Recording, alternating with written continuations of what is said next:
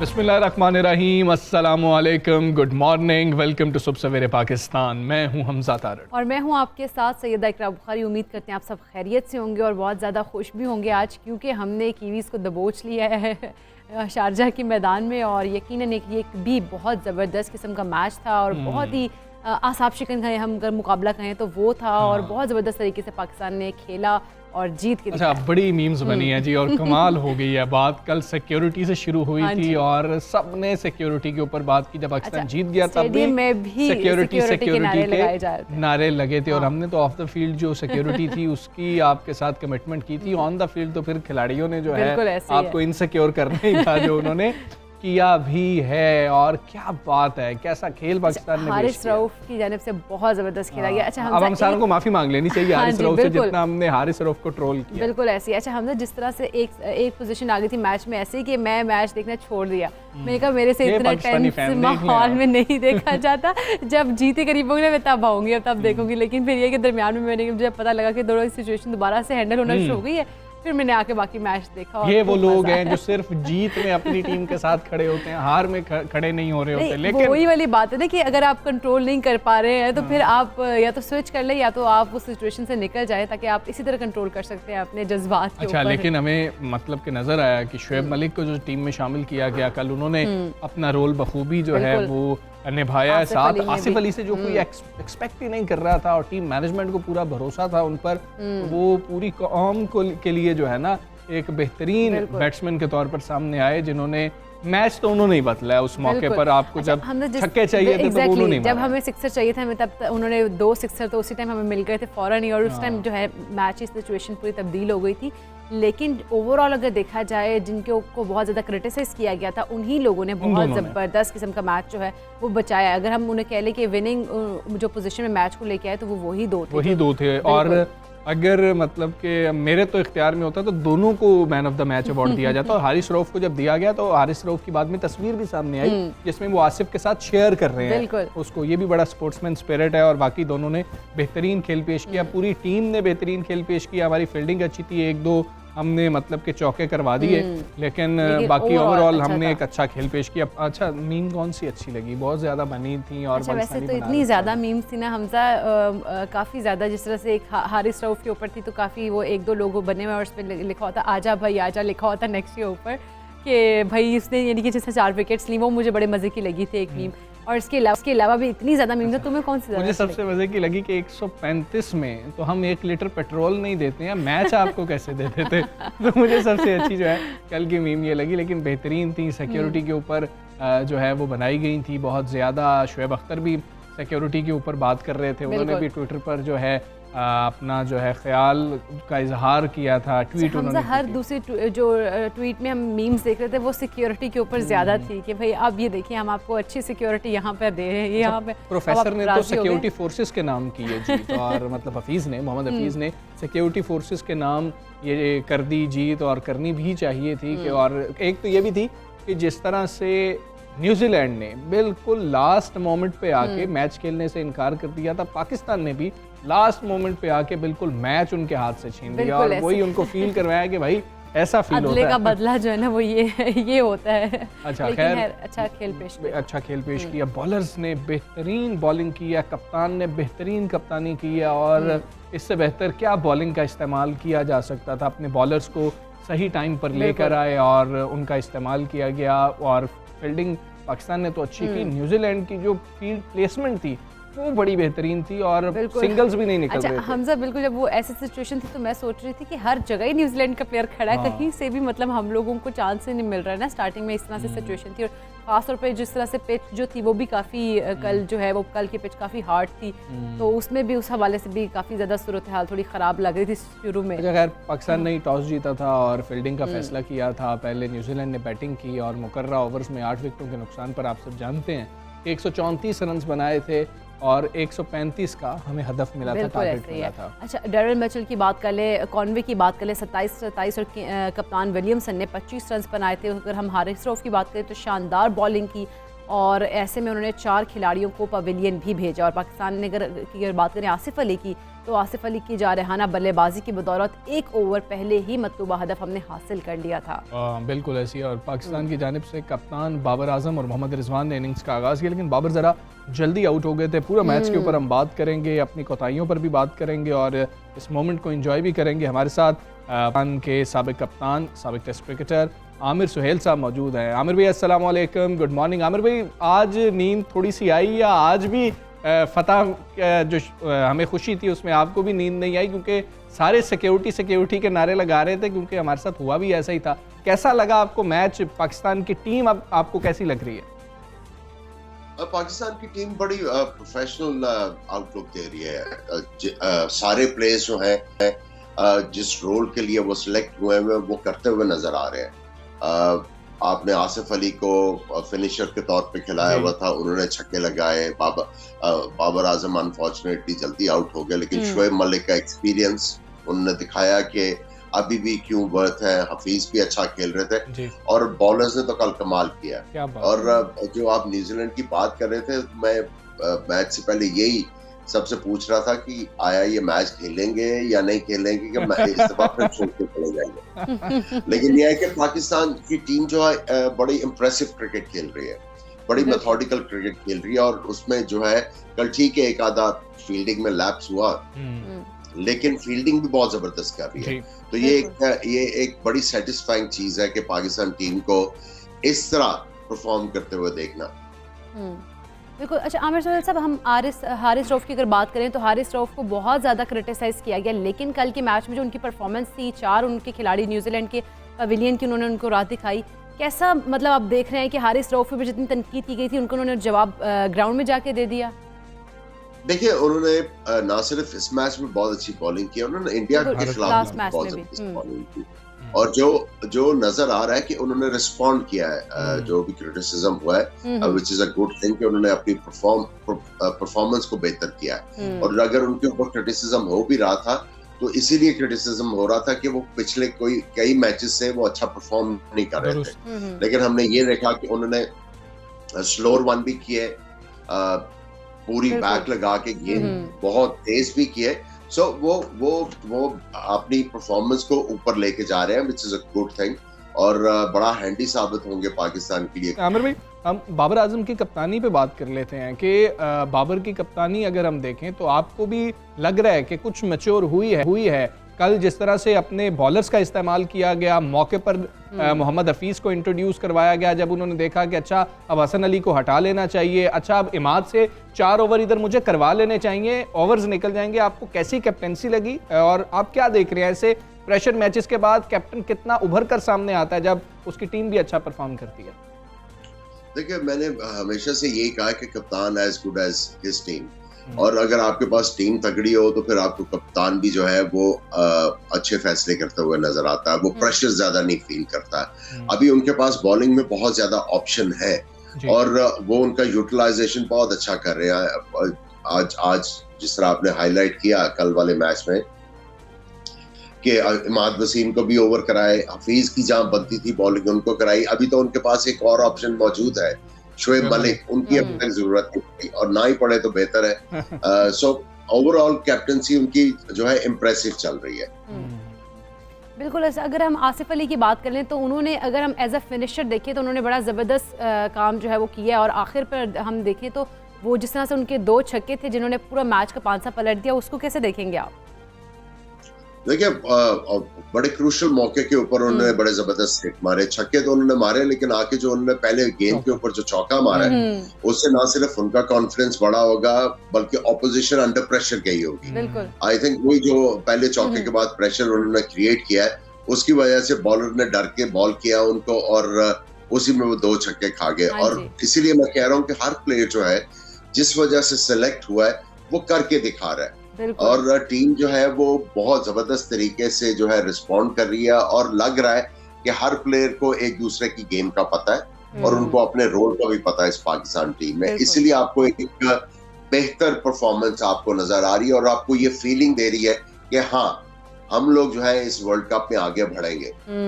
अच्छा आमिर भाई, अब हमारा अफगानिस्तान के साथ मैच है, अफगानिस्तान की परफॉर्मेंस को देख लें तो शायद सबसे अच्छे हिटर्स अफगानिस्तान के पास ही मौजूद हैं, और जिस तरह की वो बैटिंग करते हैं, कोई 2 बंदे खड़े हो जाएं तो वो अगली बॉलिंग लाइनअप को तबाह कर सकते हैं। ऐसी सूरत हाल में हमें अपने तीसरे मैच में भी इसी कॉम्बिनेशन के साथ जाना चाहिए, कुछ तब्दीली नहीं करनी चाहिए, क्योंकि अगर हम तीसरा मैच जीत जाते हैं, अभी तो हमें लग रहा है कि शायद 90% हम इंशाल्लाह सेमीफाइनल में जा रहे हैं, उस मैच के बाद ज़रा ज़्यादा क्लियर हो जाएगा वो मैच हमारे लिए कितना इंपॉर्टेंट है और हमें उसको लाइट कितना नहीं लेना।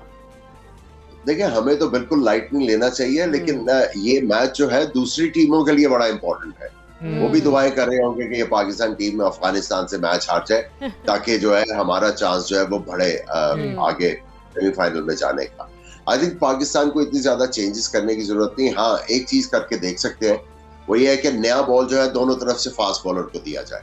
अच्छा। अगर तो स्विंग होता है और उसमें आपका फायदा होगा, और उसके बाद आप एक जो ऑपोजिशन पाकिस्तान के खिलाफ खेल रही होगी, उनको भी प्लानिंग में थोड़ी सी दिक्कत होगी कि यार इमाद बॉल करेगा नया या हसन अली करेगा या ये वो, तो सरप्राइज एलिमेंट एक होगा। तो पाकिस्तान को ये ट्राई करना चाहिए। और दूसरी चीज ये है कि अफगानिस्तान के बैट्समैन जो हैं, जिस तरह की वो हिटिंग करते हैं जी, आके मेरा नहीं ख्याल कि अच्छी बॉलिंग के खिलाफ वो कंसिस्टेंटली ऐसा कर सकते हैं। अच्छा। हाँ, एक किसी दिन जो अच्छी तगड़ी बॉलिंग साइड है उनको ऑफ डे होगा तो आपको ये प्रिवेल करते नजर आएंगे। अच्छी बॉलिंग के खिलाफ इस तरह की शॉटें जो है वो रोज रोज नहीं लगती। सो हमें इस चीज का डर नहीं होना चाहिए। बिल्कुल ठीक है, ठीक है। अच्छा आमिर भाई, ज़रा ये भी हमें बताइएगा कि इस वक्त तो हमें लग रहा है कि हम शायद सेमी तक जा रहे हैं, सेमीफाइनल खेल भी रहे होंगे। आपको क्या लग रहा है कि जिस तरह से वीडियो सामने आ रही हैं, बैटिंग कंसल्टेंट गुफ्तगू कर रहे हैं, बॉलिंग कंसल्टेंट गुफ्तगू कर रहे हैं, हेड कोच बातचीत कर रहे हैं, ड्रेसिंग रूम का जो माहौल है, आपको लग रहा है कि शायद कुछ बेहतर है और ऐसा ही रहना चाहिए? लड़कों को मोटिवेट भी किया जा रहा है, बड़े खिलाड़ी वहाँ पर मौजूद हैं। देखिए, कोच का यही काम होता है कि वो सबसे पहले प्लेयर का जो है ट्रस्ट विन करे।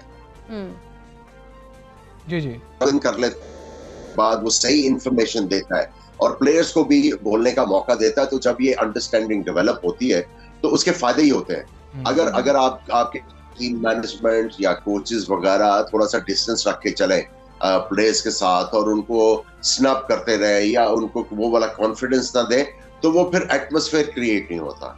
सो ये अच्छी चीज है कि सारे प्लेयर्स जो और स्पोर्ट्स स्टाफ है वो बड़ा एक दूसरे को कॉम्प्लीमेंट कर रहे हैं, which is a good thing. और आपको अंदर जो परफॉर्मेंस खिलाड़ियों की नजर आ रही है वो ये शो कर रहा है कि हाँ, प्लेयर जो है वो अपने आप को बेसिकली एक्सप्रेस करने आ रहे हैं कि ये है हम लोग। बिल्कुल ठीक है। आमिर भाई, वैसे मैच से रिलेटेड तो नहीं है, लेकिन ये हमारे स्टार से रिलेटेड एक इशू कल सामने आया नेशनल टीवी के ऊपर। वो पहले हम नाजरीन के साथ भी शेयर करना चाहेंगे, आपके साथ भी एक दफ़ा शेयर करना चाहेंगे और फिर उस पर आपका कमेंट भी लेना चाहेंगे। नेशनल टीवी पर जिस तरह से कल शुएब अख्तर मौजूद थे पैनल के अंदर, सर वेव रिचर्ड्स भी मौजूद थे, बड़े खिलाड़ी वहाँ पर मौजूद थे, और फिर वहाँ पर एक चपकलिश हो गई और डॉक्टर नुमान नियाज़ ने कुछ ऐसी गुफ्तगू की कि जिसके बाद शुएब अख्तर वहाँ से उठकर चले गए। बहुत रद्द-ए-अमल आ रहा है फैंस की जानिब से और बहुत तनकीद का निशाना भी बनाया जा रहा है कि आप कैसे इस तरह की गुफ्तगू कर सकते हैं। बेसिक एथिक्स का भी ये मामला है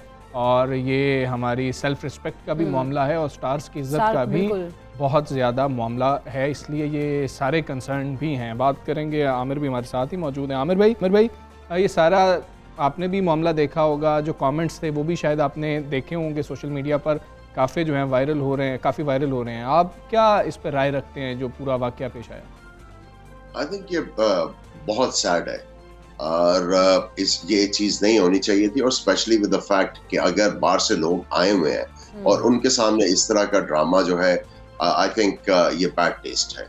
और मैं समझता हूँ कि हर किसी को अपने रोल के विद इन रहना चाहिए। एक जो क्रिकेट खेला हुआ बंदा है उसकी समझ कुछ और होगी, जो क्रिकेट नहीं खेला हुआ बंदा उसकी सोच कोई और होगी। आप जो है अपनी सोच जो है, जो नॉन क्रिकेटर है, जो इतनी ज्यादा क्रिकेट नहीं खेला हुआ, वो एक इतनी ज्यादा क्रिकेट खेले हुए बंदे के ऊपर अपनी जो है नॉन क्रिकेटर अपनी सोच नहीं थोप सकता। सो हर किसी को अपनी बाउंड्रीज क्रिएट करनी है और उसकी बाउंड्रीज में रह के जो है वो गुफ्तगू करनी है। और मैं ये समझता हूँ कि आप पाकिस्तान का मीडिया देखें, मोस्टली सबका मैं नहीं कह रहा, जिन्होंने स्पोर्ट्स शॉप में बल्ला नहीं पकड़ा हुआ, उठा के देखा हुआ या गेंद हाथ में नहीं लिया हुआ, या जिनको बाजू नहीं घुमाना आता, उनको हम क्रिकेट एक्सपर्ट बना के पेश कर रहे होते हैं। बिल्कुल। तो और फिर वो जब थोड़ा सा उनका वो स्टेचर बढ़ना शुरू होता है तो वो अपने आप को पता नहीं क्या समझना शुरू कर देते हैं। तो आई थिंक हर किसी को जो है वो बाउंड्री क्रिएट करने की जरूरत है ताकि इस तरह की एम्बैरेसमेंट फ्यूचर में ना हो। ठीक है, बिल्कुल ऐसे ही है और हमें रिस्पेक्ट करनी है। और बिल्कुल ऐसे ही है कि जब आप ग्राउंड में जाते हैं तो आपको पता होता है कि क्या कर रहे हैं, क्या हो रहा है। और जो एक क्रिकेटर आपको बता सकता है जिसने इतने मैचेस खेले हैं, आपके कंट्री को रिप्रेजेंट किया है और आपके झंडे को उठा के रखा है और आप लोग हमेशा फख्र करते रहे उन पे, वो आपको बेहतर ही राय देगा कि ये मामला। मजेदारी की चीज पता क्या है?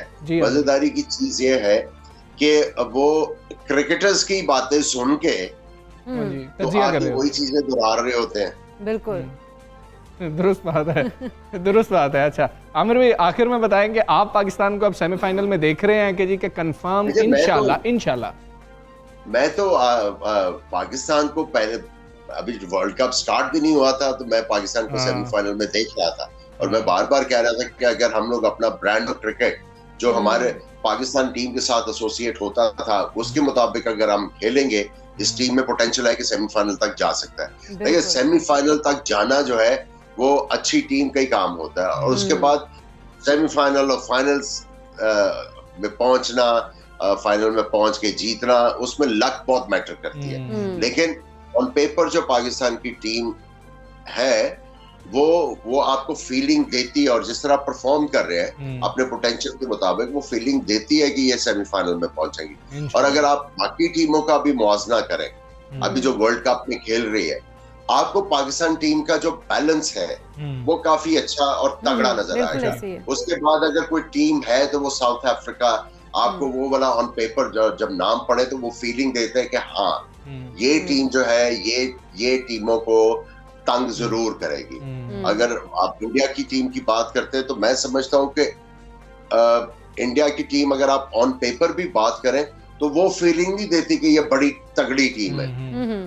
ठीक आमिर भी बहुत शुक्रिया आपका। सबसे पाकिस्तान से आप बात करें और पाकिस्तान मैच जीत गया। अफगानिस्तान के साथ मैच भाई ने कहा कि वो सेमीफाइनल में देख रहे हैं, लेकिन मुझे तो ये फाइनल में भी नजर आ रही है। नहीं, मुझे तो कप लेके आते हुए बाबर आजम नजर आ रहे हैं, सड़कों पे घूम रहे होंगे कप लेके ना, तो हम सारे इस्तकबाल करने भी जाएंगे इंशाल्लाह। खैर आगे बढ़ते हैं। बड़ा अहम दिन है आज पाकिस्तान समेत दुनिया भर में।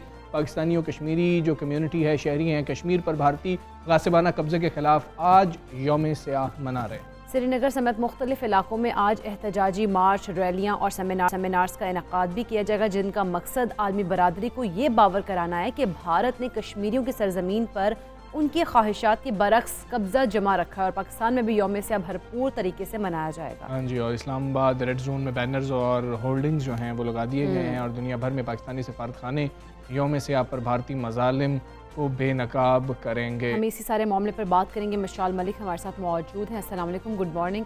मिशाल साहबा, कश्मीर में यौम सियाह के मौका पर आप मकबूजा कश्मीर के शहरियों को आज के दिन क्या पैगाम देना चाहेंगे? जो दिन है 27 अक्टूबर, मेरा पैगाम यही है कश्मीर की आवाम के लिए कि आप सब लोगों ने जो कुर्बानियाँ दी हैं, इंशाल्लाह ताला एक दिन आएगा कि ये सब कुर्बानियाँ रंग लाएंगी और हमारे ईमान का हिस्सा है कि इंशाल्लाह ताला हमें आज़ादी नसीब होगी और वो इंशाल्लाह वो दिन ज़रूर आएगा और हम सबको अपने हौसले बुलंद करने, दुश्मन की जितनी भी चालें उनको हमने शिकस्त देनी है, इबरतनाक शिकस्त देनी है और अल्लाह पे हमने अपना फैसला छोड़ना है। अगर हम यासिन मलिक साहब की बात कर लें, उनके समेत हज़ारों कश्मीरियों को भारत ने गैर कानूनी तौर पर ज़ेर हिरासत रखा हुआ है, आलमी इदारे खामोश हैं, उनके ज़मीरों को कैसे झंझोड़ा जा सकता है?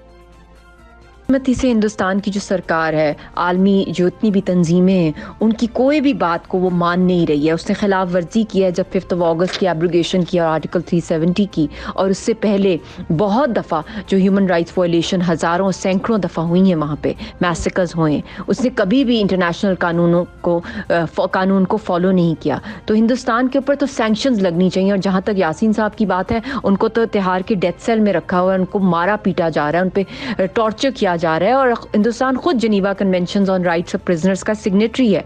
बहुत बुरा हाल है कश्मीरी कैदियों के। आखिर कब तक कश्मीरियों की आवाज़ को दबाया जा सकता है? आपके ख्याल से कश्मीरी आज़ादी का सूरज तुलू होते कब देखेंगे? ये मेरे ईमान का हिस्सा है कि इंशाल्लाह ताला ये कश्मीरियों का जो खून है, जो शहीदों का खून है, वो रंग लाएगा। हम सब ने अपने हौसले बुलंद रखने और मायूसी कुफ्र है, और इसी तरीके से दुनिया के अंदर हमने अपना पैगाम फैलाना है, इंटरनेशनल वर्ल्ड के अंदर, UN के अंदर, और एक्सपोज करते रहना है हिंदुस्तान की अट्रॉसिटीज़ को, ब्रुटैलिटीज़ को दुनिया के सामने लाना है, ताकि हिंदुस्तान के ऊपर सैंक्शंस लगाई जाएँ, इसको पनिश किया जाए, पर्सिक्यूट किया जाए हिंदुस्तान की आर्मी को और कश्मीरियों को उनकी आज़ादी दिलाने के लिए। एक लम्हा भी हमने रुकना नहीं है, और जदोजहद मुसलसल है, ये मुसलसल स्ट्रगल है जिसके अंदर हम सब ने मिल के इसके ऊपर अपना रोल प्ले करना। आखिर में आपसे पूछना चाहेंगे कि जिस तरह से पाकिस्तान की जीत पर हमने देखा मकबूजा कश्मीर के शहरियों ने सड़कों पर जश्न मनाया, ये कितना मानी खेज है और भारत को वो क्या पैगाम देते हैं इस तरह का जश्न मनाकर? शुरू से है, जब भी हिंदुस्तान और पाकिस्तान का मैच होता है, मकबूजा जम्मू कश्मीर की आवाम जो है वो दुआएं कर रही होती है और इतने खुश होते हैं जब पाकिस्तान जीतता है, और जब पाकिस्तान हारता है तो सारा मकबूजा जम्मू कश्मीर रोता है। ये तो प्यार है, ये मोहब्बत है, इसको तो कोई छीन नहीं सकता, चाहे जितना भी जबर करे। किस्मती से जो हाल किया गया है कश्मीरियों के साथ, चाहे पाकिस्तानी हारे मैच या पाकिस्तानी जीतें, कश्मीरियों को मारा जाता है। बहुत शुक्रिया आपका।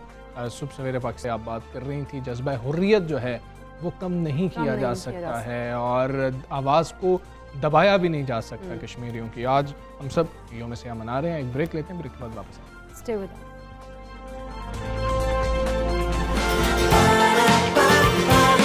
सुबह सवेरे पाकिस्तान, सुबह सवेरे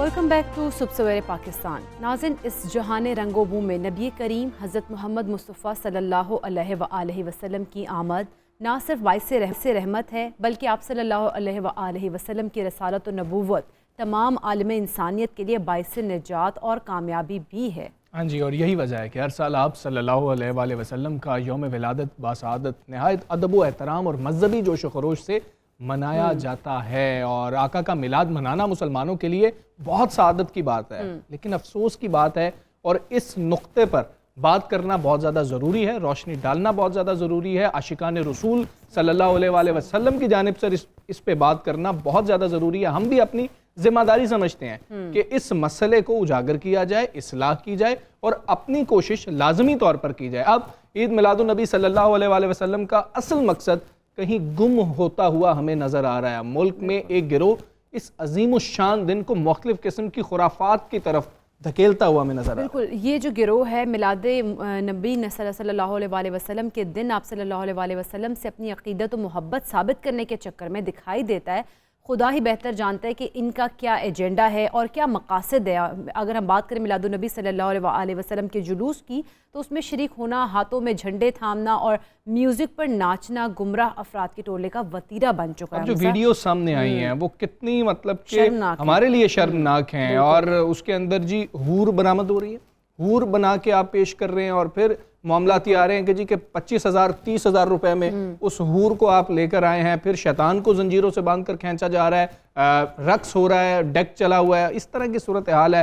आप सल्लल्लाहु अलैहि वसल्लम से इताअत व मोहब्बत का इजहार सिर्फ मिलाद की देगें भी नहीं है, तबर्रुक भी नहीं है, हलवे तकसीम करना भी नहीं है कि हमारा मकसद ही सिर्फ ये हो, या लोगों को दिखाना नहीं है, रियाकारी नहीं है। हालांकि इताअत व मोहब्बत का असल माने तो ये है कि हुजूर पाक सल्लल्लाहु अलैहि वसल्लम की सीरत तैयबा पर तो अमल कर लिया जाए। इस सारे मामले के ऊपर हमने बात करनी है, कोशिश करेंगे कि हम अपना हिस्सा डालें। आप लोग भी कोशिश कीजिए कि आपके आसपास जब ऐसा हो रहा हो तो उसको रोकने की कोशिश करें, और रियासत की क्या जिम्मेदारी होनी चाहिए इस पर भी हम बात करेंगे। Senior anchor person Junaid Iqbal साहब हमारे साथ मौजूद। अस्सलाम वालेकुम। वालेकुम अस्सलाम। गुड मॉर्निंग जुनैद भाई, ये क्या है? आपने भी वीडियोस देखी, पूरा पाकिस्तान ये वीडियोस देख रहा था, सर शर्म से झुक रहा था। कम इल्मी है, कम अक्ली है, दीन से दूरी है, या आपको कुछ साजिशी अनासर भी इसमें नजर आते हैं? देखिए, इसमें बहुत कुछ है। एक तो पहले आपका बहुत शुक्रिया, आपने मुझे इस मौके पर दावत दी। ये जहालत भी है, ये कम अक्ली भी है, और इसके पीछे मैं समझता हूँ एक एजेंडा भी है। ये मिलादी ग्रुप नहीं है, ये फसादी ग्रुप है। अच्छा, ये फसादी ग्रुप आपको मुख्तलिफ पॉकेट्स में और टोलों की सूरत में नज़र आएगा। बदकिस्मती ये जो मुबैना वीडियोज़ इस वक्त हमारे सामने आई है, मैं मुबैना का वर्ड इसलिए यूज़ कर रहा हूँ कि ज़ाहिर है उसमें भी बहुत कुछ समझने और समझाने की ज़रूरत है। एक तो वो जो हूर वाली वीडियो है, आपने कुछ उस पर बात की, लेकिन मैं एक बात ये समझता हूँ कि ये जो कुछ भी हुआ है, जिसमें हूर वाली वीडियो हमें नज़र आती है, जिसमें माज़ल्ला खाना काबा के मॉडल के सामने जो रक़्स हो रहा है नौजवानों का, बल्कि एक वीडियो मैंने देखी जिसमें जश्न ईद मिलादुन नबी सल्लल्लाहु अलैहि वसल्लम के बैनर्स लगे हुए हैं और उसके सामने बाकायदा मतलब जो है वो अपने इंडियन गानों के ऊपर रक़्स हो रहा है। ऐसी कई वीडियोज़ हमारे सामने आई हैं। एक्चुअली मैं ये समझता हूँ हमजा कि ये इंतहाई शर्मनाक फेल है, इंतहाई शर्मनाक फेल है।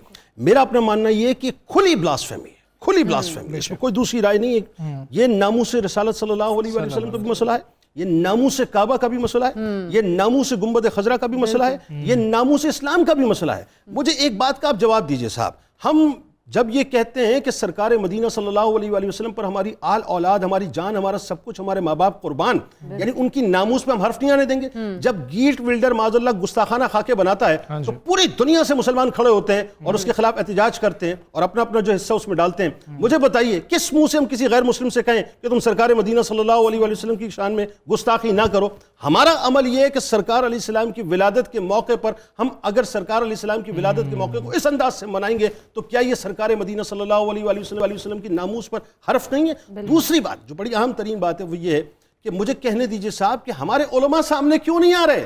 हमारे उलमा को सामने आना चाहिए, फ्रंट लाइन का किरदार अदा करना चाहिए। इस्लामी नजरियाती काउंसिल इस हवाले से खामोश क्यों बैठी है?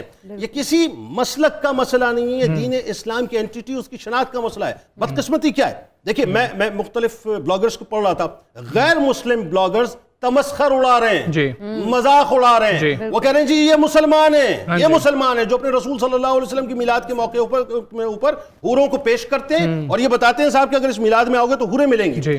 इस्लामी नजरियाती काउंसिल को एक्टिव होना चाहिए, तमाम उलमा को एक्टिव होना चाहिए, इसके खिलाफ आवाज को बुलंद करना चाहिए, लोगों की तालीम करनी चाहिए, साथ साथ इस पर फतवा दे, प्रॉपर कैटेगोरिकल फतवा देना चाहिए। फिर इलाके की जो पुलिस है, मुझे समझ नहीं आता पुलिस क्या कर रही होती है। क्या उनको नजर नहीं आता कि ब्लास्फेमी हो रही है खुली? क्या रियासती इदारों को नजर नहीं आता कि ये ब्लास्फेमी हो रही है, इसके खिलाफ हमें काम करना चाहिए? माजरत के साथ जुमला मुझे अदा करने दें, और ये गलत फेल है। मैं इस फेल को किसी तौर से इंडोर्स नहीं कर रहा, लेकिन मैं मिसाल इसलिए दे रहा हूं, बात समझ आए, कि रक्षा में जाने वाली एक लड़की को जब कोई लड़का छेड़ दे, मैं उसको इंडोर्स नहीं कर रहा, उस पर पूरा पाकिस्तान वावेला मचाए, ट्रेंडिंग चले, रसूल करीम सल्लल्लाहु अलैहि वसल्लम की नामूस के ऊपर हम सब खामोश हो जाए। वो लड़की जो मीनारे पाकिस्तान पर प्लांटेड अपनी बेहुरमती करवाए और पूरे पाकिस्तान की इज्जत और तौकीर को पूरी दुनिया के अंदर जो पामाल कर दे, बाद में पता चले साहब उसका चेहरा कुछ और था, उसके ऊपर पूरा पाकिस्तान खड़ा हो जाए। लेकिन हम लोग साहब रसूल करीम की नामूस रिसालत की मुहाफिजत पर क्यों खड़े नहीं होते? लिहाजा इसका मुकम्मल तौर पे कला कुमा होना चाहिए इस फेल का, और इस फसादी ग्रुप को एक्सपोज करके बताना चाहिए कि यही सही तरीका है और ये डोंट्स का एरिया है जहां पे हमें नहीं जाना। अगर आप इजाजत दें तो हमारे साथ सीनियर वकील जनाब अजहर सिद्दीक साहब मौजूद। अजहर साहब अस्सलाम वालेकुम। वालेकुम अस्सलाम जनाब। हुजूर वाला ये बताइए, ये वीडियोस आपने भी जाहिर है देखी होंगी, इन मुबैना वीडियोस को देखने के बाद पहला इंप्रेशन आपके जहन में क्या आता है? बहुत शुक्रिया जुनेद साहब। बड़ी तकलीफ और दिक्कत इस कॉन्टेक्स्ट में है, जब मैं इस सारे मामले को देखता हूं तो हमारे यहाँ कवानीन बड़े वाजे हैं। एक तो हम कहते हैं कि हमें आज़ादी है, मादर पिदी आज़ादी का कॉन्सेप्ट लिया हुआ है, आर्टिकल 19 सामने रख लें, बड़ा क्लैरिटी के साथ लिखा हुआ है कि रीजनेबल रिस्ट्रिक्शन है, subject to any reasonable restriction imposed by law in the interest of the glory of Islam. आप खुद सोचिए, ये ग्लोरी ऑफ इस्लाम है क्या? इस्लाम ने हमें ये कॉन्सेप्ट दिया है। दूसरी तरफ अगर अहम पहलू आ जाए, एक तो आपने बड़ा वाज़ेह तौर पर कह दिया कि सारे मामले में इस्लामी नजरियाती काउंसिल क्यों खामोश बैठी है, और उनका नुक्ता नजर था, उन्हें फौरन मीटिंग कॉल करनी चाहिए थी और इस वाले इशू को बड़ा सीरियसली टेक अप करके। देखिए, दो तरह की बातें हैं। एक तो हमने, आप 92 की तारीफ मैं इसलिए करता हूं कि आप कम से कम मजहब के मामले में बड़ा क्लैरिटी के साथ अवाम को ना सिर्फ अवेयरनेस करते हैं बल्कि उन्हें बताते हैं खराफात क्या है, इशू क्या है, मसाइल कैसे हल करने हैं, तौहीन रसालत। जितना काम आप लोगों ने तौहीन रसालत के हवाले से वाज़ेह तौर पर उठाया, किसी ने उठाया, तो दूसरी तरफ ये अमल जो है, जो हमारा बड़ा नेगेटिव इमेज जा रहा है कि आप जिस तरह की खराफात हो रही हैं, अगर हम उठाकर देखें तो ये ताज़ीरात पाकिस्तान के तहत काबिल दस्तंदाजी जुर्म है। यानी अगर आप सिंपल सी बात अगर देख लें, 295 से शुरू हो जाएं, 296 से आ जाएं, 297 से आ जाएं, 298 आ जाएं, इनमें सजाएं दी हुई हैं इस ये ब्लास्फेमी का आपने लफ्ज बड़ा वाज़े तौर पर बड़ा वाज़े तौर पर इस्तेमाल किया है। अगर देखा जाए हम अंबिया कराम की तशबीह के हवाले से किसी तरह की तस्वीर नहीं ला सकते, कोई बात नहीं कर सकते हैं, तो इस तरह की हूरों या इस कॉन्सेप्ट में ये तो एक अगर देखा जाए ये फसादी एजेंडा है जो एक बाकायदा प्लानिंग के साथ, इसमें कोई शक नहीं है, ज़ायनिज़्म ज़ायनिस्ट लेकर चल रहे हैं उसको, और उस एजेंडे को प्रमोट ये इसी तरह करते हैं कि सोशल मीडिया को अनरेगुलेटेड किया जाए। और ये चीजें देखें ना, ये चीजें मिसाल के तौर पर अगर किसी छोटी जगह हो भी गई हैं तो सबसे खतरनाक काम हुआ जिस तेजी के साथ सोशल मीडिया से फैला कि जो लोग वहां पर मौजूद भी नहीं थे उन्होंने इतना कुछ ये सारा कुछ देख लिया। और दैट इज वेरी डेंजरस। आपको यहां पर ना सिर्फ मैं तो ये कहूंगा कि देखिए अगर किसी ने गलत फहमी से कर लिया है उनको इस दफा वार्निंग देकर, लेकिन मैं चाहूंगा कि इसमें बाकायदा मुकदमा दर्ज होने चाहिए, इसकी इंक्वायरी और इन्वेस्टिगेशन होनी चाहिए। और इस तरह की कोई चीज भी है ना ये सोशल मीडिया पर फ्लोट नहीं होनी चाहिए। आपने देखें आप चला रहे हैं वीडियो लेकिन आपने ब्लर किया हुआ है, आप कोई चीज ऐसी सामने लेकर नहीं आ रहे हैं।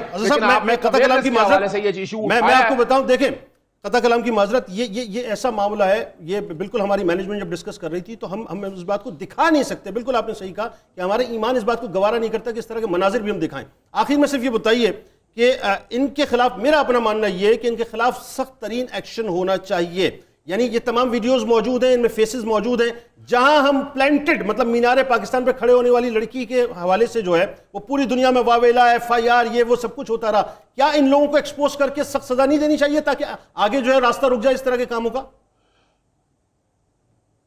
देखें इसमें तो कोई शक नहीं है, आपका कानून बड़ा वाज़ेह है, ताज़ीरात पाकिस्तान बड़ी वाज़ेह है, ये जुर्म काबिल दस्तंदाजी पुलिस है। उसके अलावा अगर आप आए prevention of electronic crime act के तहत आ जाएं, पीका के तहत आएं, और यही हम डिमांड करते रहते हैं। और मैं आज भी डिमांड करता हूं कि हमें पाकिस्तान मीडिया रेगुलेटरी अथॉरिटी ये बनानी पड़ेगी इन सब चीजों को कंट्रोल करने के लिए। और दूसरी बात है कि इस पे बाकायदा मुकदमा दर्ज करके आप इसकी इंक्वायरी और इन्वेस्टिगेशन, ताकि रोकना है। यानी आज अगर सख्त सजाएं देंगे दोबारा नहीं रुकेगा। अगर इसी तरह अननोटिस ही चली जाएगी, आज तो थोड़ी सी हुई है ना, ये पूरे पाकिस्तान में फैलेगी। और इंडिया में मैं बैठे पोस्टर देख रहा था तो मुझे बड़ी तकलीफ और दिक्कत हो रही थी। मजाक उड़ाया जा रहा है हमारा, यानी अशार इस्लाम के हवाले से इतनी तकलीफ और दिक्कत है और इसको रोकना है और इस्लामी नजरियाती काउंसिल को जागना है। और मैं आपको जुनैद साहब बता दूं, मैं इस सारे मामले में इस्लामी नजरियाती काउंसिल को लिखने लगा हूं आपकी वजह से, पॉइंट आउट कर, मेरे भी शायद जेल से या अननोटिस चलेगी, लेकिन आज आपने एक नया राह दिया मुझे भी कि मैं इस्लामी नजरियाती काउंसिल को लिखूंगा इस हवाले से भी। बहुत शुक्रिया अज़हर साहब, बहुत शुक्रिया हमारे साथ आप रहे, और आई होप कि इस पर इस्लामी नजरियाती काउंसिल जो है फौरी तौर पर स्टेप लेगी। हमारे साथ इस वक्त सीनियर तज्जियाकार, सीनियर सहाफ़ी जनाब इरशाद आरिफ साहब मौजूद हैं। इनसे भी पूछते हैं साहब कि रबीउल अव्वल के मौके पर हालिया जो खुराफात हुई हैं, जो मुक़द्दसात की बेहुरमती की गई है, उसका ज़ाहिर है इरशाद साहब न दीन से कोई ताल्लुक़ है न अखलाकी इक़दार से कोई ताल्लुक़ है। क्या समझते हैं आपके ख्याल में कोई ये ख़ास एजेंडा है, क्या मामला है?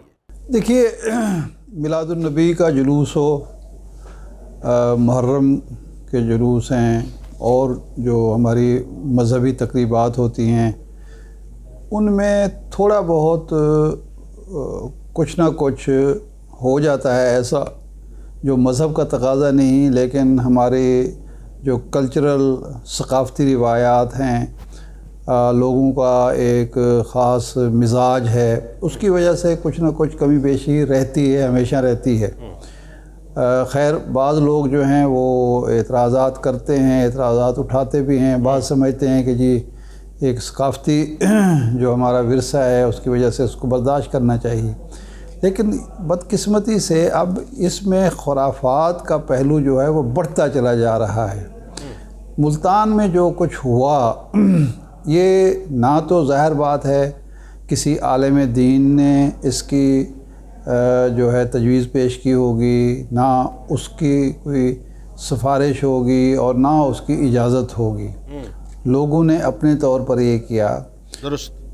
मैं ये तो खैर नहीं समझता कि किसी ख़ास एजेंडे के तहत किया गया है, लेकिन इसमें जहालत का उन्सर बहुत ही नुमायाँ है।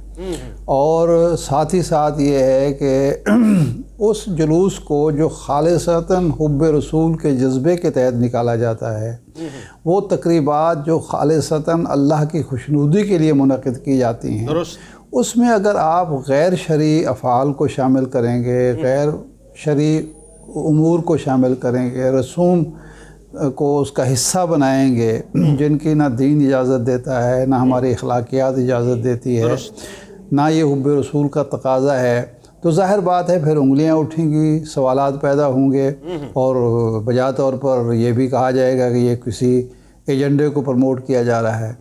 इस सिलसिले में सबसे ज़्यादा ज़िम्मेदारी उलमाए कराम की है, ठीक, कि जहाँ जहाँ भी ये तकरीबात होती हैं, जिस जिस मौके पर भी इन तकरीबात का इनेकाद होता है, तो उनकी निगरानी सख्त होनी चाहिए और कोई तकरीब मुनक़िद करने से पहले, कोई जुलूस तरतीब देने से पहले, कोई इवेंट जो है आप जब उसको ऑर्गेनाइज़ करते हैं तो उससे पहले उलमाए कराम का फ़र्ज़ बनता है कि वो अपने पैरोकारों को, उन मुंतज़मीन को ये समझाएं कि इसका मकसद क्या है। ये एक मकसद बेमकसद प्रैक्टिस नहीं है। लेकिन हमारे यहाँ एक और प्रॉब्लम भी है कि बाद लोगों ने एक खालिसतन मजहबी जो त्यौहार है और खालिसतन जो एक हुब्बे रसूल का इजहार है, उसको एक कौमी त्यौहार का नाम दे दिया है, या ये समझ लिया है कि शायद हमारी कोई सकाफ़ती किस्म का कोई त्यौहार हो रहा है जिसमें हम जो भी खुराफात शामिल कर लें तो उससे कोई फ़र्क नहीं पड़ता। उन लोगों को सोचना चाहिए कि जिस काम को आप हुज़ूर अलैहिस्सलातु वस्सलाम की ज़ात से, हुज़ूर अलैहिस्सलाम के यौम विलादत से मंसूब कर रहे हैं, उसमें बहरहाल जो शरई तकाज़े हैं वो पूरे करें। वो इसलिए ज़रूरी है कि किसी को उंगली उठाने का मौका भी ना मिले और रोज़े क़यामत आपको हुज़ूर अलैहिस्सलातु वस्सलाम के सामने शर्मिंदगी भी ना हो। हुज़ूर अलैहिस्सलातु वस्सलाम ये ना फरमाएं कि आपने मेरे नाम को इस्तेमाल किया, मेरे नाम पर एक फंक्शन या एक तकरीब मुनक़िद की और उसमें वो खुराफात शामिल कर दी जो मुझे कभी भी पसंद नहीं हो सकती, जो अल्लाह के गज़ब को दावत देने के मुतरादिफ़ है। तो मेरा ख़्याल है उलमा की ये ज़िम्मेदारी है कि ऐसी तकरीबात को दोबारा मुनज़्ज़म करें और उसमें शरई तकाज़े बहरहाल मलहूज़ रखे जाएँ। नहीं, बिल्कुल, इसमें कोई दूसरी राय नहीं है शाह साहब। इसमें देखिए, एक तो बड़ा काम का जुमला आपका, वैसे ज़ाहिर सारी बातें काम की, लेकिन उसमें जो वो किसी आलिम दीन ने आज तक जो ये तालीम नहीं दी है कि साहब इस अंदाज से तकारीब होनी चाहिए, इस अंदाज से महफिल होनी चाहिए, ये कुछ होना चाहिए, इसमें कोई दूसरी राय नहीं है। बल्कि इस्लाम तो कतन इस बात की इजाज़त ही नहीं देता ना इस तरह की खुराफात की। अब मुझे जो मतलब समझ आता है कि इसके पीछे कुछ मकासद हो सकते हैं आपके ख्याल में, वो ज़रा बताइए। ये जहालत है, ये पैसे का ज़िया है, ये एक तनव्वु पसंदी है कि ये हम कोई नया करके दिखाएं, और एक नुमाइश है, और बाहर से जो हमारी जो हिंदुआना तहज़ीब है, ये यूरोपियन कल्चर है, उससे मुतासर होकर ये बातें की गई हैं। अदरवाइज़ मैं नहीं समझता कि किसी बुरे मकसद के लिए ये किया गया होगा, लेकिन बहरहाल ये काम बुरा हुआ है। अच्छा, एक और बात जो बड़ी अहम है, मैं तो सच्ची बात है मेरा तो दिल बड़ा कुड़ा हुआ है। मैं आपको बताऊं कि मुझे तो बड़ी तकलीफ़ इस बात पे है अभी तक। वो जो मनाजिर हैं मुझसे तो सच्ची बात है वो देखे नहीं गए, जो हम गुनाहगार आंखें देख रही थी। नबी करीम सल्लल्लाहु अलैहि वसल्लम का कोई भी उम्मती, मैं दावे से बात कर रहा हूँ कि इस तरह के मनाजिर देख भी नहीं सकता, बर्दाश्त भी नहीं कर सकता। ये इटसेल्फ एक ब्लास्फेमी है जो मैं बार बार अर्ज़ कर रहा हूँ। अब बात यह है कि इसे रोका कैसे जाए, ये बड़ी अहम तरीन बात है। ये तो स्प्रेड ऑफ हो गया है पूरा माशरे के अंदर। जी शाह साहब, देखें, हम जो हुब्बे रसूल के दावेदार हैं, इश्क़ रसूल का दावा करते हैं, हमें कोई भी ऐसा काम जो मंसूब हो अल्लाह और उसके रसूल से, जो मंसूब हो दीन इस्लाम से, किसी मजहबी त्यौहार का हिस्सा हो, वो काम करते हुए हमेशा एक हकीकत मद्देनज़र रखनी चाहिए कि क्या इससे अल्लाह और उसका रसूल खुश होगा या नहीं।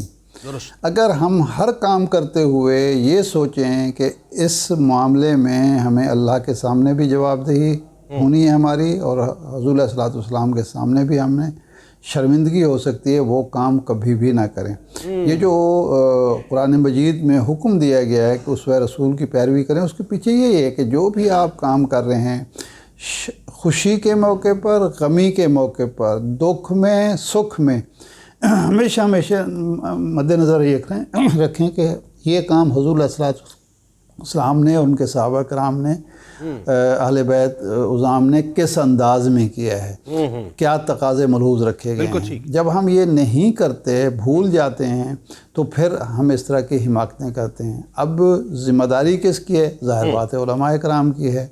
ज़ाहिर बात है ये हमारे असातिज़ा कराम की ज़िम्मेदारी है कि वो अपने जो शागिर्द हैं उनको दौरान तालीम उनकी तरबियत करें, उन्हें बताएं कि क्या काम आपको करना चाहिए। ये वालिदैन की ज़िम्मेदारी है, जो बच्चे ये काम करते हैं वो ऐसा काम ना करें। ये मीडिया की ज़िम्मेदारी है कि मीडिया सिर्फ़ रेटिंग के चक्कर में ना रहे, बल्कि कोई भी काम जो माशरे में गलत हो रहा हो उसको वो उजागर करें, और वो जो अहले इल्म हैं, वो जो उन उमूर के माहिरीन हैं, उनकी राय अवाम के सामने लाएं, अवाम की तरबियत करें, अवाम को बताएं कि किस काम से हम अल्लाह की खुशनुदी हासिल कर सकते हैं, रसूलुल्लाह सल्लल्लाहु अलैहि वसल्लम के हुब्बे रसूल के तकाज़े पूरे कर सकते हैं, और किस काम से हम बदनामी का बायस बनते हैं, अपने मज़हब को बदनाम करते हैं, अपने कल्चर को बदनाम करते हैं, माशरे के अंदर एक ऐसी नई रस्म ईजाद करते हैं जो आगे चल के हमारी अखलाकियात पर असरअंदाज होती है, हमारी नौजवान नस्ल पर असरअंदाज होती है, और हमारे मज़हब का, हमारे मसलक का, हमारे दीनी शायर का मजाक उड़ता है। तो मेरा ख़्याल है इन तमाम तबक़ात को अपनी ज़िम्मेदारी पूरी करनी चाहिए और इसकी रोकथाम इसी मरहले पर करनी चाहिए। लेकिन हुकूमत भी बरी ज़िम्मा नहीं है, हुकूमत की इदारे भी बरी ज़िम्मा नहीं है। उनकी भी ये ज़िम्मेदारी है कि जब ऐसा कोई काम हो रहा हो जो वाज़े तौर पर शायर इस्लाम की खिलाफ वर्जी है, उसकी रोकथाम करें। बिल्कुल, बहुत शुक्रिया, बहुत शुक्रिया आप हमारे साथ रहे। हमजा बात हुई है क्रक्स ही कि रियासती इदारों को स्टेप लेना होगा, लोकल पुलिस जो है, इलाका पुलिस, उसको स्टेप लेना होगा, जय्यत उलमा कराम को इस्लामी नज़रियाती काउंसिल के साथ नेक्सस बना के काम करना होगा, और एक आम आदमी, एक आम मुसलमान भी ज़रा सा अपने अंदर गैरत पैदा करे, जब वो ऐसे मनाजिर देखे वहाँ रोके साहब। बिल्कुल ऐसे ये गैरत ईमानी का तकाजा है कि ये बर्दाश्त नहीं होगी बात। बिल्कुल ऐसे है। जुनैद भी आपका बहुत शुक्रिया, आपका बहुत शुक्रिया कि आप यहाँ पर तशरीफ़ लाए, और ये बड़ा अहम मामला है। हमने अपनी कोशिश की है और आपकी जिम्मेदारी है कि आपने अपनी कोशिश करनी है। इससे आंखें चुराकर इधर उधर नहीं हुआ जा सकता। ये हुब्बे रसूल का मामला है, तमाम तकाजे पूरे करने हैं। पहली जिम्मेदारी है कि हुब्बे रसूल को समझें तो सही, उसके तकाजे फिर हम इंशाल्लाह पूरे भी ज़रूर करेंगे। हम एक ब्रेक लेते हैं, ब्रेक के बाद वापस आते हैं।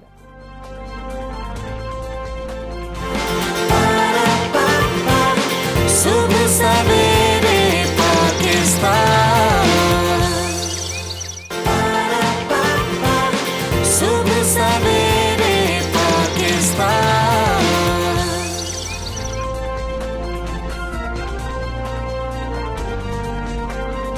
वेलकम बैक टू सुबह सवेरे पाकिस्तान। और हम औरत को अक्सर हम कहते हैं कि सिनफ़े नाजुक है, लेकिन कोयटा की रिहायशी जो हैं शाहिदा अब्बासी, उन्होंने इस दावे को गलत साबित कर दिया है, और वो खेलों के सबसे सख्त मुकाबले कराटे में मुसलसल कामयाबियों के झंडे गाड़ रही हैं। हमजा हज़ारा कबीले से जी ताल्लुक़ रखती हैं शाहिदा अब्बासी, ना सिर्फ कम उम्री में कौमी बल्कि आलमी सतह पर कराटे में एजाज़ात हासिल करने वाली खिलाड़ी हैं। उन्होंने सैफ गेम्स में पाकिस्तान के लिए गोल्ड मेडल जीता, जो इन मुकाबलों में पहला गोल्ड मेडल था। बिल्कुल, और शाहिदा अब्बासी जो हैं वो वाहिद खिलाड़ी हैं जो national games, south Asian games समेत 6 मरतबा बैनुल-अक़वामी मुकाबलों में हिस्सा भी ले चुके हैं, और उन्होंने साल 2005 में कराटे खेलने का फैसला किया, और उसके बाद फिर उन्होंने की फतवाहत का सिलसिला ऐसा शुरू हुआ कि उसके बाद उन्होंने पीछे मुड़कर नहीं देखा। हाँ जी, जिसका अंदाज़ा उनके मेडल से देखकर बखूबी लगाया भी जा सकता है। और शाहिदा ने 2010 में वापडा की तरफ से खेलने का आगाज़ किया, और वहाँ हमेशा गोल्ड मेडल हासिल करना ही उनका मुकद्दर ठहरा, और बाकियों को उन्होंने अपने करीब तक नहीं आने दिया है। तो हम बात कर लेते हैं, नेशनल कराटे चैंपियन हैं शाहिदा अब्बासी साहिबा हमारे साथ में। शाहिदा अस्सलाम वालेकुम, गुड मॉर्निंग। पहले तो ये बताएं, जब आपने फैसला किया कि कराटे खेलने, तो ये फैसला कैसे किया और क्यों किया? अस्सलाम वालेकुम टू ऑल। जैसे कि आप सबको पता है कि हम हमारे माशरे में लड़कियों को किस अंदाज से देखते हैं, कहते हैं कि लड़कियां नाजुक सी होती है, तो मतलब हर उनके लिए 7 बजे से बाहर जाना बहुत मुश्किल होता है। तो हमारी ये रूटीन इतनी ज़्यादा है, जैसे हम हमारी सेंटर्स वगैरह, हमारी क्लब की ट्रेनिंग की टाइमिंग 10 बजे से 8 बजे से लेकर 10 बजे तक है। तो मतलब माशरा इस तरह था कि अगर हम सेल्फ़ डिफेंस ना सीखे, इस तरह मैं ये नहीं कर रही, माशरे के लिए इंसान को चाहिए, हर किसी फ़र्द को चाहिए कि वो अपनी सेल्फ़ डिफेंस के लिए कुछ सीखे। तो मैंने कहा चलो मैं भी कुछ सीखती हूँ। मैं गई क्लब कराटे में, तो पहले मैंने यही आगाज़ किया था इस अंदाज से कि मैं जाके कोई अगर मुझे पीछे से आवाज़ दे तो मैं उसको खूब मुक्का और किक मारूँ। लेकिन जब मैं आहिस्ता आहिस्ता आगे बढ़ती गई आगे बढ़ती गई और इस तरह मैंने पाकिस्तान का नाम रोशन किया, अपने सूबे का नाम रोशन किया, अपने डिपार्ट का नाम रोशन किया। तो इंसान की सोच भी वाज़ेतर होती जाती है। तो मैंने सोचा कि मैं जाकर पाकिस्तान का नाम ऐसा रोशन करूं कि जो लोग पीछे से आवाज़ देते हैं वो आके मेरी अप्रिसिएशन में कुछ कहे, वो जाके कहे कि तुमने पाकिस्तान का नाम रोशन किया है, तो इसी तरह हम तुम्हारी रिस्पेक्ट करेंगे। मैंने कहा इससे पीछे कि मैं मुड़ जाऊं, उनको आवाज़ दूं, ये बेहतर है कि मैं पाकिस्तान का नाम ऐसा रोशन करूं कि लोग फिर मेरे इस्तकबाल के लिए आए। तो आज भी ऐसा ही है कि जो लोग मुझे कहते थे कि कराटे छोड़ो। लेकिन हमें ये बताइएगा, इस तमाम अरसे में जब आप ट्रेनिंग भी कर रही हो, कोई सीरियस इंजरी वगैरह भी हुई आपकी?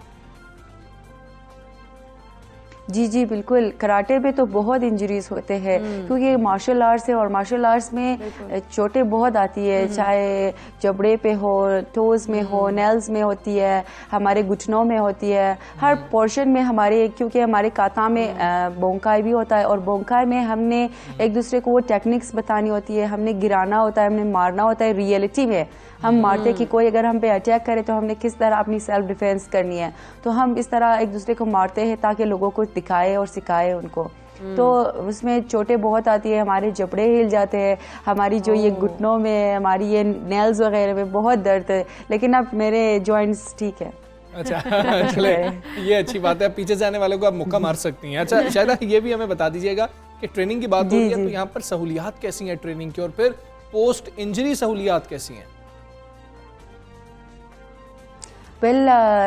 कुछ सालों पहले हम मतलब हमारी स्पोर्ट्स डिपार्टमेंट प्लेयर्स को इतना अहमियत देते थे और ना ही उनको इतना अप्रिसिएशन कर देते थे कि वो कुछ सीखे या कुछ करे।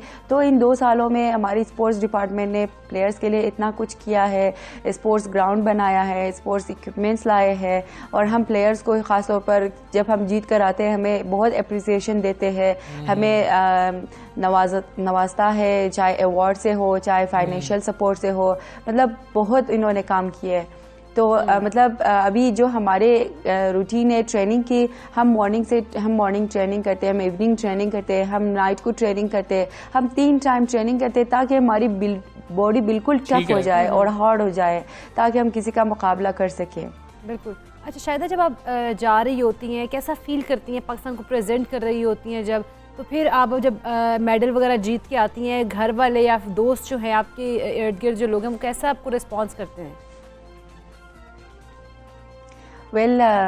मुझे तो मतलब मेरे सारे जो टूर्स है बहुत बेस्ट है, लेकिन जो इस दफ़ा करंटली जो मेरा साउथ एशियन गेम्स में गोल्ड मेडल हुआ था, क्योंकि जिस दिन ओपनिंग हुई थी उसके अगले दिन ही मेरा टूर्नामेंट था, मेरा ही कंपटीशन था, मेरा ही इवेंट था, तो सारा प्रेशर उन्होंने मुझ पे डाला था कि क्योंकि स्पोर्ट्स सारे मिनिस्टर्स आए थे, फहमीदा मिर्ज़ा साहिबा आई थी, तो उन्होंने कहा था कि तुमने पाकिस्तान का आगाज़ गोल्ड से ही करना है, तो पूरा प्रेशर मुझ पे था।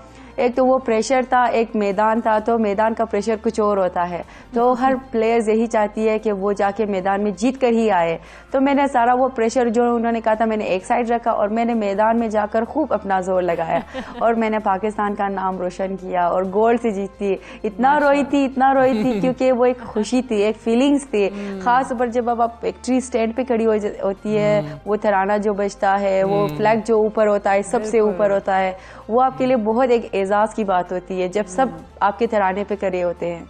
क्या बात है। अच्छा ये वही चैंपियनशिप थी, आपके बारे में मुखबरी एक हुई है कि आपकी कोई फुट इंजरी थी और उसके साथ आपने चैंपियनशिप में हिस्सा लिया, वो यही थी या कोई और थी, और वो ज़रा हमें स्टोरी तो बताएं। जी मेरे पैरों में इंजरीज थी क्योंकि गाड़ी मेरे पैरों के ऊपर से गुजर गई थी, है ना, तो मेरा जो टिश्यू थे वो बिल्कुल फट गया था।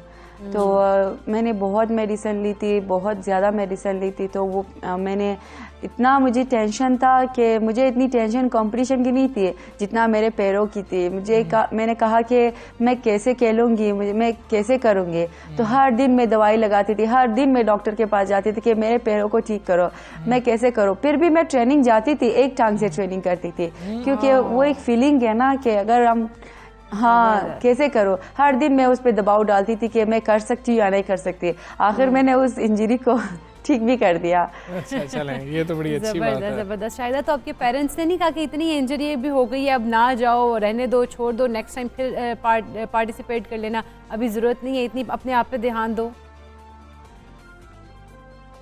हाँ, बहुत कहा। उन्होंने कहा कि तुम इस तरह तो कैसे कर सकती हो, इस बार खैर रेस्ट करो। मुझे डॉक्टर ने कहा था कि तुम रेस्ट करो क्योंकि टिश्यूज़ है, बहुत मसला है, तुम रेस्ट करो इस तरह। फिर मेरे जो कोच वगैरह उन्होंने मुझे अप्रिशिएट किया, कहा नहीं तुम कर सकती हो शाहिदा, चलो मतलब ज़ोर नहीं लगाओ, आहिस्ता आहिस्ता करो, ताकि वो मतलब तुम्हें तो कुछ वो दिल में वो फीलिंग्स हो कि तुमने ट्रेनिंग तो की है, तुम्हारे दिल में ये बोझ ना हो कि तुमने ट्रेनिंग नहीं की और तुम नहीं कर सकती हो।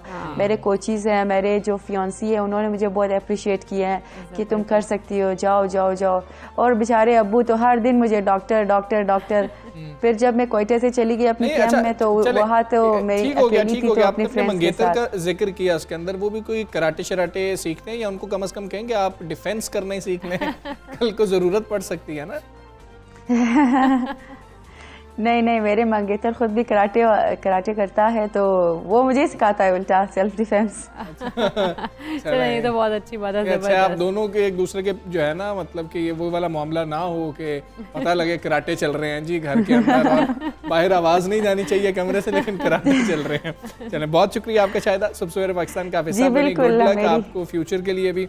और बड़ा ही फख्र की बात होती है जिस तरह से पाकिस्तान का ग्रीन ब्लेजर पहना हो, उसके ऊपर आपने मेडल सजाए हों, जो आप पाकिस्तान बता रही थी ना कि सबसे ऊपर झंडा होता है पाकिस्तान का और तराना जब बज रहा होता है तो सब लोग तराना सुन रहे होते हैं। जब गोल्ड मेडल उन्होंने हासिल किया, वो बताई थी सिचुएशन, तो हमजा मुझे खुद इतना फील हो रहा था वाकई में कि मतलब कितना ज़बरदस्त वो उस टाइम मौका होगा कि आप पाकिस्तान का झंडा भी ऊपर है सबसे और फिर तराना भी बज रहा है, वो बहुत ज़बरदस्त मोमेंट होता है। बिल्कुल ऐसे ही है, और आप अपने मुल्क को रिप्रेजेंट कर रहे हैं। आमतौर पर हम समझते हैं कि हम बड़ा ही को ज़िंदगी में बेहतरीन काम कर रहे हैं, बड़ी तोप चीज़ें हम, लेकिन जब आप इंटरनेशनल लेवल पर जाते हैं और अपने मुल्क को रिप्रेजेंट कर रहे होते हैं और फिर आप उसके लिए कुछ करते हैं, तो यकीनन मतलब कि आपका सर फख्र से बुलंद हो जाता है कि यार मैंने अपने मुल्क के लिए कुछ किया है। और आगे बढ़ेंगे, आपको बताएंगे जी कोरोना वायरस को जड़ से उखाड़ फेंकने के लिए पंजाब हुकूमत की कोशिशें जारी हैं और बहुत ही अच्छा इकदाम उठाया गया। पंजाब हुकूमत ने बड़ा बेहतरीन फैसला किया है, सूबे की सबसे बड़ी वैक्सीनेशन मुहिम रीच एवरी डोर शुरू कर दी है। बिल्कुल, जो पंजाब के तमाम अजला में जारी है और मुहिम को कामयाब बनाने के लिए सूबे भर में मजीद 14,000 नए वैक्सीनेशन सेंटर्स जो हैं वो भी कायम किए जाएंगे और मुहिम के दौरान 12,000 से ज़ायद जो टीम्स हैं वो हर मोहल्ले हर गांव में जाकर वैक्सीनेशन का एहतमाम भी करेंगी। हाँ जी, और कोरोना वैक्सीनेशन मुहिम घर घर शुरू करने का मकसद 100% टारगेट का उसूल है। मुहिम 12 नवंबर तक पंजाब के 36 अजला में इकरा जारी रहेगी। बिल्कुल हमजा, अगर हम बात करें तो घर घर मुहिम को कामयाब बनाने के लिए ज़िलाई और सूबाई सतह पर फोकल पर्सन जो हैं वो तैनात किए गए हैं, जबकि वैक्सीन लगवाने से इनकार करने वालों के खिलाफ ज़ाब्ते की सख्त कार्रवाई भी की जाएगी। और दूसरी जानब अगर हम बात करें चीन और अमेरिका से कोरोना की 66 लाख जो डोजेज़ हैं वैक्सीन की वो पाकिस्तान पहुंच गई हैं। जी, वज़ारत सेहत के मुताबिक चीन ने पाकिस्तान को साइनोवैक की 30 लाख डोजेज़ बतौर तोहफा दिए हैं, जबकि कोवैक्स से 36 लाख डोजेज़ की खेप भी पाकिस्तान को मौसूल हो गई है। और इस नई मुहिम से बात करेंगे तर्जमान पंजाब हुकूमत हसान खावर साहब हमारे साथ मौजूद हैं। हसान साहब, अस्सलाम वालेकुम, good morning. Reach every door के तहत कितने अफराद को वैक्सीन लगाने का, वैक्सीनेट करने का प्लान बनाया जा रहा है, और थोड़ा सा इस मुहिम के बारे में बताइएगा। देखिए, ये जो हमारी कैंपेन है रीच एवरी डोर, यानी कि हमें हर दरवाजे हर घर तक जाना है, इसके अंदर हमारी कोशिश ये है कि पंजाब के ज़्यादा से ज़्यादा लोगों को हम वैक्सीनेट करें। पंजाब में 8 करोड़ 10 लाख लोग ऐसे हैं जिनको वैक्सीनेट होना है। इसमें से 49% लोगों को हम या तो 1 डोज लगा चुके हैं या 2 डोजेस लगा चुके हैं, यानी कि 2 करोड़ से ज़ायद लोग ऐसे हैं जिनको दोनों डोजेस लग चुकी हैं और 1 करोड़ 80 लाख लोग ऐसे हैं जिनको 1 डोज लग चुकी है। अगर हमने पंजाब को महफूज बनाना है तो हमें इसको 80-90% पे लेके जाना है। तो हमारी कोशिश ये है कि हम अपनी कैंपेन इस तरह से लॉन्च करें कि 2 फेजेस में लोगों तक पहुँचें। इस कैंपेन के जो 2 फेजेस हैं, पहला फेज उसमें से शुरू हो चुका है 25 अक्टूबर से और ये 12 नवंबर तक जारी रहेगा। और हमारी कोशिश ये है कि इस कैंपेन में हम तकरीबन 1.5 करोड़ लोगों तक पहुँचे।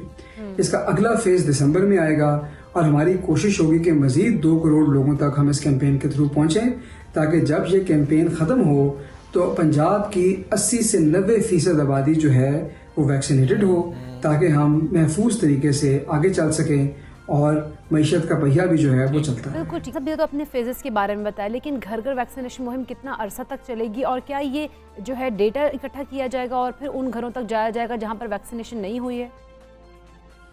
जी देखिए, अभी तक हमारे पास 600 तकरीबन 25 वैक्सीनेशन सेंटर्स थे पंजाब में, और उसके अलावा 37 मैस वैक्सीनेशन सेंटर्स थे जो लोगों को वैक्सीनेट कर रहे थे। लेकिन ये जो सेंटर्स हैं इनका जाहिर है कि एक अपना कैचमेंट एरिया है और इनकी मुल्का जो आबादियां हैं वहाँ से लोग इनमें वैक्सीनेशन के लिए आते थे, और ये अब आहिस्ता आहिस्ता सैचुरेट हो रहे थे और वैक्सीनेशन की स्पीड स्लो हो रही थी। जो लोग दूर अफ्तादा इलाकों में थे वहाँ के लोग यहाँ पर नहीं आ पा रहे थे। हमने उसके लिए ये किया कि हमने वैक्सीनेशन का डेटा जो है उसको GIS पे प्लॉट किया, और हमने ये देखा कि पंजाब के वो कौन से एरियाज़ हैं, वो कौन सी यूनियन काउंसिल्स हैं जहाँ के लोगों ने वैक्सीनेशन कम करवाई है, और फिर हमने सोचा कि हमें इन तक पहुँचना है। इन तक पहुँचने के लिए हमने 18,000 मोबाइल टीमें तश्कील दी हैं, और ये मोबाइल टीमें जो हैं ये घर घर जाकर लोगों को वैक्सीनेट करेंगी, और ये उन्हीं इलाकों पे ज़्यादा फोकस करेंगी जहाँ पर वैक्सीनेशन कम हुई है, ताकि वो लोग भी इस सर्विस से मुस्तफ़ीद हो सकें। और ये जो आपने सवाल पूछा है, इसी के ज़ेरे साया लोगों को टारगेट करने के लिए हमने एक एंड्रॉयड एप्लीकेशन बनाई है, ताकि हम मॉनिटर कर सकें कि हमारी टीमें जो हैं क्या वो इन लोगों के घरों तक पहुँची हैं, और क्या ये लोग वैक्सीनेट हो रहे हैं जिनको वैक्सीनेट होना था, और हम एक सेंट्रल डैशबोर्ड के जरिए इसकी मॉनिटरिंग कर रहे हैं। तो ये एक बहुत ही सोची समझी हिकमत अमली है, और इसमें अल्हम्दुलिल्लाह पंजाब जो है ये शायद तरक्की याफ्ता ममालिक से भी आगे निकल जाएगा। जैसे हम इसको कोई वैक्सीनेशन से इनकार कर रहा होगा, टीम चली जाती है और दरवाजे पर मौजूद होती है, एक शख्स लगवाने को तैयार ही नहीं है, फिर क्या होगा? क्या कोई लाएमल तरतीब दिया गया? वैक्सीनेशन लोगों को कन्विंस करने के लिए, लोगों को रजामंद करने के लिए हमारी 2 हिकमत अमली हैं। हम लोगों को फोर्स नहीं कर सकते, लेकिन हम लोगों से कम्युनिकेट कर सकते हैं, उनको इसकी अफादियत बता सकते हैं, उनके साथ कम्युनिकेशन का एक जरिया बना सकते हैं। साहब, अगर हम बात करें पंजाब की, तो भी पंजाब में कितने लोगों की वैक्सीनेशन हो गई है और इस साल की आखिर तक क्या टारगेट रखा गया वैक्सीनेशन का? पंजाब में इस वक्त 49% लोग ऐसे हैं जो या तो पार्शली वैक्सीनेट हो चुके हैं या फुली वैक्सीनेट हो चुके हैं। 8 करोड़ 10 लाख लोग ऐसे हैं जिनको वैक्सीनेट होना था, उसमें से 2 करोड़ 10 लाख लोगों को दोनों डोजेस लग चुकी हैं, 1 करोड़ 80 लाख लोगों को 1 डोज लग चुकी है। और इस कैंपेन के ज़रिए हमारी कोशिश ये है कि अगले 3 माह के अंदर ये साल ख़त्म होने से पहले हम पंजाब के 80 से 90% आबादी जो वैक्सीनेट होनी है उसको वैक्सीनेट करें, ताकि हम पंजाब को महफूज बनाएं और लोग फिर आज़ादाना इत्मीनान से अपना कारोबार कर सकें, बाहर निकल सकें और ज़िंदगी का पहिया मामूल के मुताबिक चल सके। ठीक है एहसान साहब, डेंगू पर भी बात कर लेते हैं। पंजाब में डेंगू की सूरत हाल बेकाबू हो रही है। माजी में हमने देखा कि डेंगू से निमटने का कोई तरीक़ाकार जो था वो मौजूद था और सर्विलेंस की जा रही होती थी, इसलिए जो केसेस थे वो कंट्रोल में रहते थे। तो वायरस दोबारा कैसे फैल गया? बहुत ज़्यादा तनकीद हो रही है कि शायद पहले से इतना काम नहीं किया गया, जिसकी वजह से हुकूमत की, इंतज़ामिया की कोताही की वजह से डेंगू वायरस ज़्यादा फैला है इस साल। देखिए, ये जो वायरस है ये हर साल अटैक करता है और जाहिर है कि इससे निपटने के लिए SOPs भी हैं, प्रोसेस भी हैं, तरीके भी हैं और वो भी हमने इस साल भी अपनाए। इस साल एक चीज़ मुख्तलिफ थी, इस साल हमें कोरोना की वबा का सामना था और इसीलिए हमारे एक्सपर्ट्स ने हमें ये एडवाइस किया, हमें ये मशवरा दिया कि ये जो हम पहले फॉगिंग करते थे जिसकी अफादियत बहुत कम थी लेकिन लोगों को नज़र ज़्यादा आती थी, वो अब हमने छोड़ दिया है, क्योंकि इस फॉगिंग की वजह से लोग सांस की बीमारियों में मुब्तला हो सकते थे और कोरोना के तनाजुर में ये बहुत ख़तरनाक हो सकता था, क्योंकि कोरोना भी एक ऐसा वायरस है जो फेफड़ों को मुतासिर करता है। इस दफ़ा हमारी स्ट्रेटजी ये है कि हमने लोगों पे कम्युनिकेशन लोगों के साथ करनी है, अवेयरनेस करनी है, जो कि हम हमेशा करते हैं। इसके अलावा हम हॉटस्पॉट्स को चेक कर रहे हैं। रोज़ पंजाब में 4 लाख से ज़ायद घरों की हम चेकिंग करते हैं, जहाँ पे लार्वा निकलता है उस घर में और उसके इर्द गिर्द के 48 घरों में हम स्प्रे करते हैं और उसके अलावा हम 70 से 90 हज़ार जो आउटडोर बैरूनी मुकामात हैं उनको भी चेक करते हैं और जहाँ पे मच्छर मिले वहाँ पर सिलेक्टिवली फॉगिंग करते हैं। उसके अलावा हमने जो टेस्ट हैं डेंगू के पंजाब भर में वो फ्री कर रहे हैं, जो प्राइवेट लैब्स हैं वो 90 रुपये में करा रही हैं और हम जो हमारे अस्पताल हैं उसमें हमने डेंगू के लिए बहुत सारे बेड मुख्तस किए हैं। एक्सपो सेंटर में एक डेंगू फील्ड अस्पताल बनाया है ताकि लोगों को ट्रीट किया जा सके और इसका मुकाबला हम कर रहे हैं। इंशाल्लाह बहुत जल्द डेंगू की सूरत हाल काबू में होगी, ये केसेस नीचे आएंगे। और ये आप यकीन रखिए कि पंजाब हुकूमत जो है वो मुस्तैद है और इस सूरत हाल पर हमारी गहरी नज़र है। तो इंशाल्लाह इसमें बहुत जल्दी आपको अच्छी खबर सामने देखने को आएगी। साहब ये भी बता दीजिएगा कि एक तरफ तो पंजाब हुकूमत जो है वो कर्ज लेकर अखराजात पूरे कर रही है, हम दूसरी तरफ देखते हैं कि वज़ीर आला पंजाब जो है वो 51 लग्जरी गाड़ियाँ खरीदने की मंजूरी भी दे रहे हैं। आखिर अवाम को क्या पैगाम देना चाहते हैं? देखिए, पाकिस्तान तहरीक इंसाफ की हुकूमत जब से पंजाब में आई है, वज़ीर आला सेक्रेटेरिएट ने अपने लिए एक भी गाड़ी नहीं खरीदी, क्योंकि कफ़ायत सारी जो है वो हमारा असूल है और हम उस पर अमल पैरा हैं। हमने अपने गाड़ियों के पूल को कम किया। आने से पहले वज़ीर आला सेक्रेटेरिएट के ज़रिए इस्तेमाल 173 गाड़ियाँ थीं, हम उसको कम करके 110 पे लेके गए। ये जिन गाड़ियों का आप हवाला दे रहे हैं, ये एक प्रपोजल आया था 46 गाड़ियों का, जून में काबीना के सामने आया, और इसको लाने की वजह ये थी कि जो गाड़ियाँ पुरानी हो चुकी हैं उनको अब रिप्लेस करने की ज़रूरत थी, क्योंकि उसका जो मरम्मत का खर्चा है वो अब इतना ऊपर हो गया है कि वो हुकूमत के लिए महंगी पड़ रही। आप ये सोचिए कि 3 साल कोई गाड़ी नहीं खरीदी गई। तो उस सूरत हाल को देखते हुए ये प्रपोजल जो था ये सर्विसेज डिपार्टमेंट ने बनाया और ये काबीना के सामने रखा गया और 46 गाड़ियों की अप्रूवल दी गई, जिसमें अब गालिबन 5 गाड़ियाँ मजीद ऐड की गई हैं ताकि मरम्मत का खर्चा कम किया जा सके, पेट्रोल की कंजम्पशन कम हो जो कि बढ़ चुकी थी।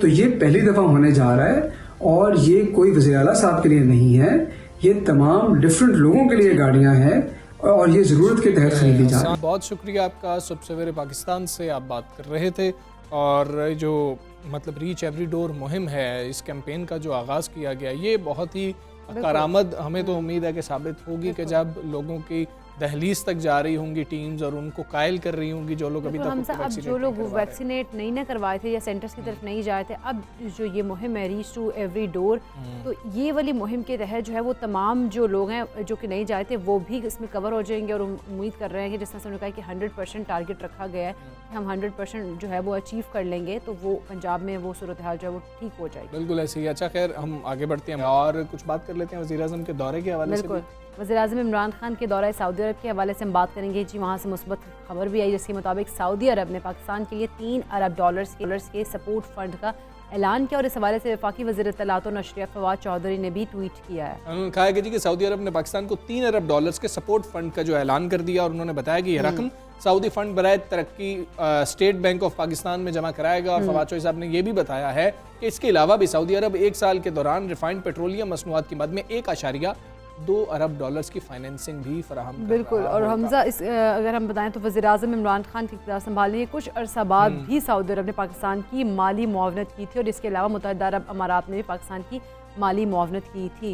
दरमियान में बड़ी कुछ मतलब के चहमगोइयाँ भी हो रही थी कि जी सऊदी अरब ने वापस मांग ली है और ये मामला है वो मामला है, लेकिन ये जो हालिया दौरा है वज़ीर आज़म इमरान खान साहब का, मुस्बत खबरें सामने आई हैं वहाँ से और कुछ पाकिस्तान के लिए सऊदी अरब ने मतलब के दोस्त मुल्क होने का, बरादर मुल्क होने का हक भी अदा किया है। तो जी ये एक इन्फॉर्मेशन है उस दौरे के हवाले से जो आप लोगों के साथ शेयर करनी बहुत ज़्यादा ज़रूरी है। बिल्कुल हमजा, हम आगे बढ़ेंगे। आज दुनिया भर में ऑक्यूपेशनल थेरेपी जो है उसका आलमी दिन मनाया जा रहा है और इस साल इस दिन का जो थीम है बिलोंग करता है BU है, मतलब बिलोंग BU से करता है। बिल्कुल, ऑक्यूपेशनल थेरेपी जो है उसकी देखभाल और बहाली सेहत वो शोबा है जो जिस्मानी, जहनी, असाबी, हसियाती तौर पर मुतासरा बच्चों और बड़ों की रोज़मर्रा ज़िंदगी गुजारने की काबिलियत को बेहतर मुस्तहकम करता है। हाँ जी, मिसाल के तौर पर रोज़मर्रा ज़िंदगी जिसमें ज़ाती देखभाल के साथ सेहत और सफाई का ख्याल रखना, खाना पीना, कपड़े तब्दील करना और अपने घर में किसी सहारे के साथ या बगैर सहारे के खुद मुख्तारी से चलना फिरना शामिल होता है। बिल्कुल, ये ऑक्यूपेशनल थेरेपी जो है वो एक ऐसा तरीका इलाज है जिसके ज़रिए जहनी पसमानदा मरीज़ों को रोज़मर्रा के उमूर जो है वो खुद अंजाम देने की तरगीब दी जाती है। वो लोग जो कि नहीं अपना काम कर सकते होते हैं आम तौर पर, अगर उन्हें कोई मसला हो गया उसके बाद ये जब ऑक्यूपेशनल थेरेपी वो लोग इस्तेमाल करते हैं तो फिर वो इंडिपेंडेंट मतलब हो जाते हैं और वो मतलब दूसरों पे डिपेंड नहीं कर रहे होते हैं। इस ऑक्यूपेशनल थेरेपी का ये मकसद। अच्छा, हमारे मुल्क में ज़रूरत अब इस अमर की है कि इस शोबे की अहमियत को अरसा तक उजागर किया जाए और उन माहिरीन की खिदमात की फराहमी मुतल्लिका इदारों, तिबी मराकज़ और दरसगाहों में भी यकीनी बनाई जाए। इस सारी सूरत हाल पर हम बात करेंगे। साथ अल-शिफा अस्पताल की सीनियर ऑक्यूपेशनल थेरेपिस्ट साइमा कमल साहिबा मौजूद हैं। साइमा अस्सलाम वालेकुम, गुड मॉर्निंग। हम ये ऑक्यूपेशनल थेरेपी की बात कर रहे हैं, ये पहले हमें समझाएं कि ये है क्या और जिस्म के किन हिस्सों के लिए इस्तेमाल होती है, आम आदमी की ज़िंदगी में क्या फ़र्क पड़ता है?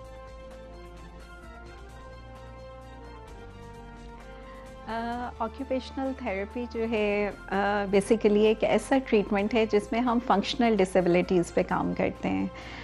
फंक्शनल डिसेबिलिटी आप ये कह सकते हैं कि वो किसी भी न्यूरोलॉजिकल डिसऑर्डर की वजह से आ जाए, किसी इन्फेक्शन की वजह से या किसी हादसे की वजह से या बढ़ती उम्र के साथ जो इंसान में मसाइल आते हैं, उन सब की वजह से अगर पेशेंट जो है वो अपने रोज़मर्रा के काम नहीं कर पा रहा है तो इसमें ऑक्यूपेशनल थेरेपिस्ट हेल्प करते हैं। इस तरीका इलाज में नॉर्मली ये होता है कि हम पेशेंट के फ़िज़िकल जो फंक्शंस हैं उनको इम्प्रूव करते हैं। जैसे अगर फालिज की वजह से किसी एक हिस्से में कमज़ोरी आ गई है या फिर ये है कि पेशेंट का कोई हिस्सा नम हो गया है, उसे किसी किस्म के सेंसरी इश्यूज़ आ रहे हैं या उसके सोचने समझने की जो ताकत है वो इतनी अच्छी नहीं रही, तो इन सब चीज़ों की वजह से ऑब्वियसली आप देखेंगे ये तमाम की तमाम चीज़ें हो रही हैं, तो उसकी वजह से पेशेंट अपने रूटीन के काम इजीली नहीं कर पा रहा होता। तो हमारा काम ये होता है कि हम एक्सरसाइजेस के थ्रू और डिफरेंट एडेप्टिव इक्विपमेंट के थ्रू इन पेशेंट को जो है वो उनकी लाइफ में इंडिपेंडेंट कर रहे होते हैं। इसके अलावा जो ओल्ड एज के पेशेंट हैं या फिर किसी डिसेबिलिटी के पेशेंट्स हैं, उनमें हम होम मॉडिफिकेशन भी कर देते हैं ताकि उनका घर में जो चलना फिरना उठना बैठना सब उनकी फ़िज़िकल डिसेबिलिटी के अकॉर्डिंगली हो जाए और वो आसानी के साथ इंडिपेंडेंटली अपनी लाइफ को गुजार सकें। ठीक है। अच्छा साइमा साहब, हमें ये भी बताइएगा कि वो पेशेंट्स जो कि ऑर्थराइटिस जिनको है उनका जो है ट्रीटमेंट किस तरह से हो सकता है ऑक्यूपेशनल थेरेपी के ज़रिए? देखिए, इसमें जॉइंट पेन की वजह से आपको पता है कि पेशेंट जो है वो अपने रूटीन के काम इजीली नहीं कर पा रहे होते, तो इसमें हम पेशेंट को जो है जिन मूवमेंट में उन्हें बहुत ज़्यादा पेन हो रहा होता है उन मूवमेंट पे यानी जॉइंट पे प्रेशर को कम करने के लिए डिफरेंट असिस्टिव डिवाइसेस गाइड कर देते हैं, और जिसके थ्रू ये होता है कि जैसे कपड़े पहनने में प्रॉब्लम आ रही है, टैप को खोलने में इशू आ रहा है, तो उनके होम इन्वायरमेंट में मॉडिफिकेशन करके उनकी लाइफ को ईजी बना सकते हैं। साइमा साहबा, कोरोना के हवाले से हम आपसे जानना चाहेंगे कि जो कोरोना के मरीज़ होते हैं उनको किस तरह से उनके लिए फ़ायदेमंद हो सकती है ऑक्यूपेशनल थेरेपी?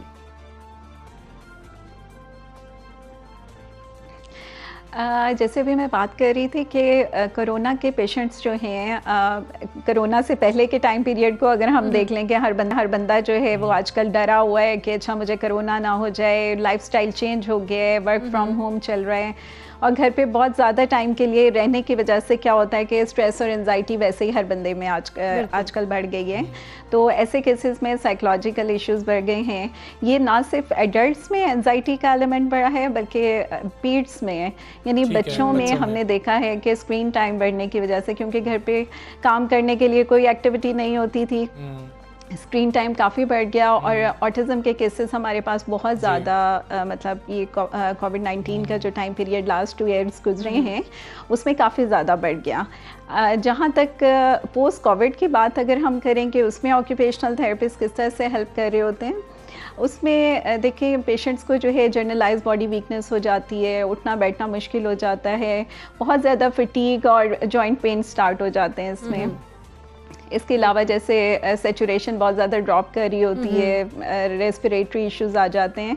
जहाँ ये हो रहे होते हैं हॉस्पिटल में हमने बहुत से ऐसे केसेस देखे हैं कि इसके साथ कुछ एसोसिएटेड इश्यूज भी कोविड-19 के साथ होते हैं कि न्यूरोलॉजिकल जो प्रॉब्लम्स हैं वो इसके साथ साथ बाज़-औक़ात अक्सर पेशेंट में स्ट्रोक के इश्यूज आए हैं कि और या फिर वेंटिलेटर पर बहुत ज़्यादा टाइम पीरियड पर रहने की वजह से पेशेंट्स का जो है वो कॉन्शियस लेवल और उनकी जो ओरिएंटेशन है उसमें काफ़ी प्रॉब्लम आए।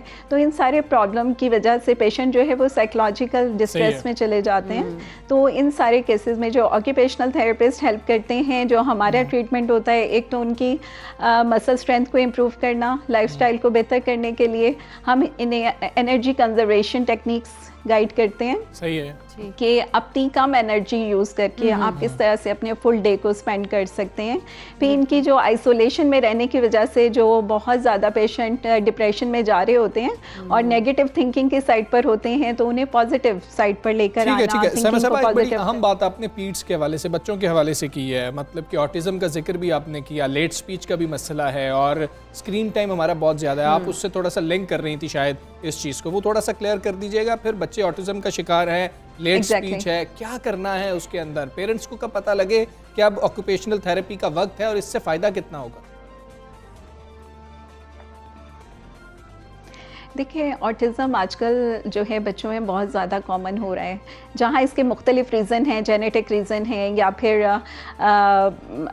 जो पेशेंट्स में जो है बाय बर्थ इश्यूज़ आ रहे हैं, वहाँ इन्वायरमेंटल फैक्टर बहुत मैटर करते हैं, जिनमें से वन ऑफ द रीज़न जो है वो प्रोलॉन्ग स्क्रीन टाइम है, जो बच्चों में सेंसरी इश्यूज़ पैदा कर देता है। और ऑटिज़म में आप देखा जाए तो ये एक सेंसरी प्रोसेसिंग डिसफंक्शन है। तो बच्चे जो हैं ऑटिज़म में या तो हाइपो सेंसिटिव हो जाते हैं या फिर हाइपर सेंसिटिव हो जाते हैं, जिसकी वजह से उनका बिहेवियर जो है एक नॉर्मल बिहेवियर नहीं होता। ठीक है, वो डिफरेंट सेंसेशन को सीख कर रहे होते हैं और वो फिर पेरेंट्स के लिए वो बिहेवियर जो है ना बर्दाश्त करना बड़ा मुश्किल हुआ होता है। तो नॉर्मली ऑटिज़म के जो सिम्टम्स हैं 1.5 ईयर के बाद पेरेंट्स को पता चलता है कि बच्चा जो है नेम पे रिस्पॉन्स नहीं कर रहा है, इसके अलावा आई कांटेक्ट नहीं दे रहा है, चीज़ों को बहुत स्पेंड कर रहा है। जब भी वो इस टाइप की चीज़ें देखें कि उनका बच्चा सिर्फ अपने अंदर गुम है, सेल्फ सेंटर्ड है या बहुत ज़्यादा हाइपर एक्टिव है या चीज़ें मुँह में बहुत डाल रहे हैं, तो they should contact to occupational therapist for their sensory therapy। ठीक है, तो क्या किया जाएगा, मतलब किस तरह से बच्चों को डील किस तरह से किया जाता है? देखें, इसमें ऑक्यूपेशनल थेरेपी में हमारा जो वे ऑफ ट्रीटमेंट है वो सेंसरी इंटीग्रेशन थेरेपी है। ठीक है, जैसे अभी मैंने बात की कि कुछ बच्चे अवॉइडर होते हैं और कुछ सीकर होते हैं जो डिफरेंट सेंसेशन को सीख कर रहे होते हैं। तो इसमें हमारा हम लोग जब इन बच्चों के साथ काम करते हैं, हम इन 5 सेंसेस पर काम कर रहे होते हैं। इसमें डिफरेंट टेक्निक्स होती हैं जिसमें उनके वेस्टिब्यूलर सेंस को बेहतर किया जा रहा होता है, टेक्टाइल सेंस को।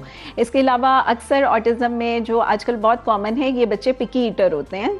अच्छा। खाने पीने में बहुत ज़्यादा मसाइल आ रहे होते हैं, बच्चे च्यू नहीं कर पा रहे होते या फिर बहुत ही सिलेक्टिव फूड खा रहे होते हैं। पेरेंट्स कहते हैं कि हम कुछ 2-3 चीज़ों के अलावा अगर अपने बच्चे को देते हैं तो वो वॉमिट कर देते हैं। तो ऐसे केसेस में हम उनकी सेंसेशन को डिसेंसिटाइज करते हैं ताकि वो अपने नॉर्मल फूड की साइड आ जाएं। और हमारा इसमें बेसिक एम यही होता है कि सेंसेस को नॉर्मलाइज करें और पेशेंट को उनकी नॉर्मल लाइफ की तरफ लेकर जाएं। और सेंसरी इंटीग्रेशन थेरेपी जो है वो ऑटिज्म में बहुत इफेक्टिव है। हमारे बहुत से ऐसे बच्चे हैं, they are going in mainstream school और दे आर मतलब परफॉर्मिंग वेल। से आप कर रही थी और ऑक्यूपेशनल थेरेपी क्या है, उन्होंने उस हवाले से हमें तफसीलन बताया, उसकी अहमियत क्या है और कितनी ज़रूरत है उसकी, और जो मुख्तलिफ पहलू हैं उन पर उन्होंने रोशनी डाली है। और हम आखिर में फिर बात करेंगे, न्यूजीलैंड के साथ मैच हम जीत चुके हैं, आप लोग बेहतरीन किस्म का दिन एंजॉय कर सकते हैं उस बिल्कुल ऐसे ही, इसी खुशी, मैंने पहले ही कहा था कि हम इसी खुशी के साथ आएंगे और जाएंगे भी वापस, क्योंकि हम जो है जीत कर आएंगे इंशाल्लाह। बिल्कुल ऐसे ही है जी। हमें इजाज़त दीजिए, अपना बहुत ख्याल रखिए, अल्लाह हाफ़िज़।